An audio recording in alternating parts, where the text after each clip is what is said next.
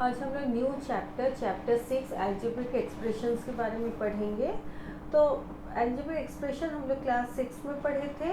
तो algebraic expression is a combination of constants and variables connected by means of 4 fundamental operations. ये 4 operation से constants और variables connect होते हैं। जैसे ये सारे हमारे एल्जेब्रिक एक्सप्रेशंस हैं और parts of an algebraic expression separated by symbols plus minus, उसे टर्म्स ऑफ एल्जेब्रिक एक्सप्रेशन कहा जाता है। जैसे इस केस में 2x एक टर्म है, 3 एक टर्म है, और जहाँ पर एक ही टर्म होता है उसे मोनोमियल, जहाँ 2 टर्म होते हैं बाइनोमियल, जहाँ 3 टर्म होते हैं उसे ट्राइनोमियल कहा जाता है।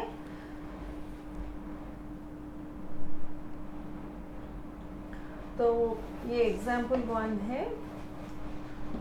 तो इसे जब हम लोग सॉल्व करेंगे हॉरिजॉन्टल मेथड से, वाई स्क्वायर के जो टर्म्स हैं विथ प्रॉपर साइन ऐसे लिखेंगे, -8x² है, +2x² है, विथ प्रॉपर साइंस ऐसे लिखेंगे। अभी देखिए जैसे 5 के नीचे कुछ नहीं है तो +5 साइन के साथ नीचे आ गया। अभी यहाँ लिखे +6 y² -3 y², तो +6 से -3 दोनों के साइन ऑपोजिट है।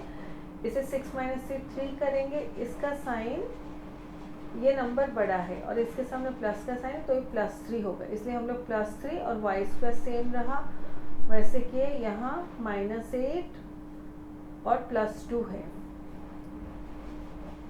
दोनों के साइंस ऑपोजिट है, इसलिए 8 - 2 6, 8 बड़ा है और उसके सामने माइनस का साइन है, तो इसके सामने माइनस का साइन आएगा, तो ये -6x² हो जाएगा। तो हॉरिजॉन्टल ये कॉलम मेथड है, तो हॉरिजॉन्टल मेथड में भी हम लोग ऐड कर सकते हैं। ऐसे सेपरेटली लिख के जो सेम टर्म्स है उसको एक साथ लिखेंगे, फिर माइनस या प्लस करके अकॉर्डिंगली रिक्वायरमेंट के हिसाब से उसका आंसर लिखेंगे। नहीं तो आप ऐसे भी कर सकते हैं, मैं समझाने के लिए बस बता रही हूँ। जैसे ये स्टेप के बाद मैं यहाँ थोड़ा कट कर रही हूँ। अब ऐसे -8 +2x² ऐसे लिख सकते हैं, +6 - 3y² +5।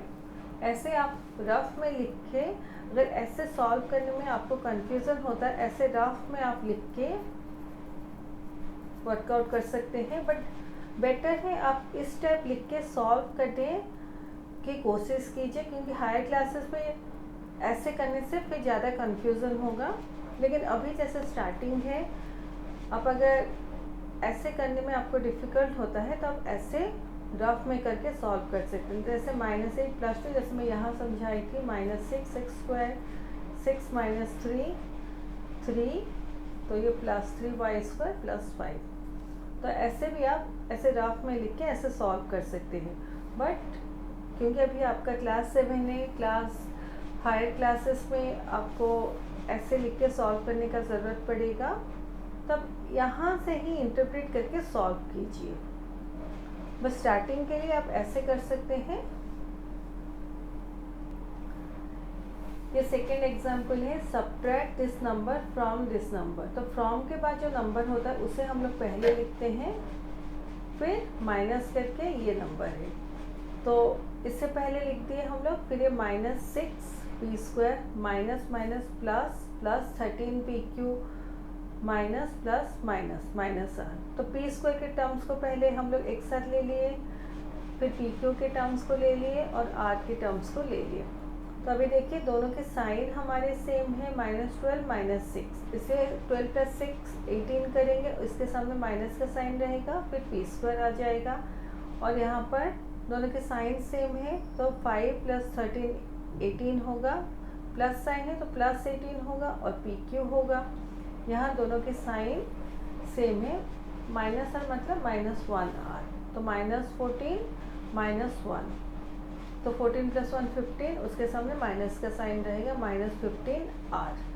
तो ये हमारा करेक्ट आंसर हो गया। अगर आप कॉलम मेथड में लिखेंगे तो जैसे pq है, r है, p² है, विथ प्रॉपर साइंस आप वो टर्म्स लिख दीजिए और यहाँ पर नीचे क्योंकि माइनस है, जैसे ये प्लस है यहाँ पर माइनस लिखेंगे, यहाँ माइनस से प्लस साइन रहेगा, यहाँ जैसे प्लस है तो यहाँ पर माइनस होगा।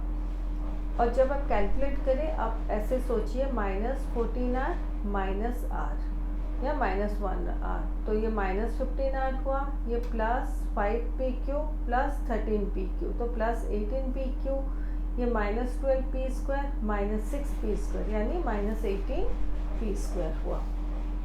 तो ऐसे आप करके सॉल्व कर सकते हैं।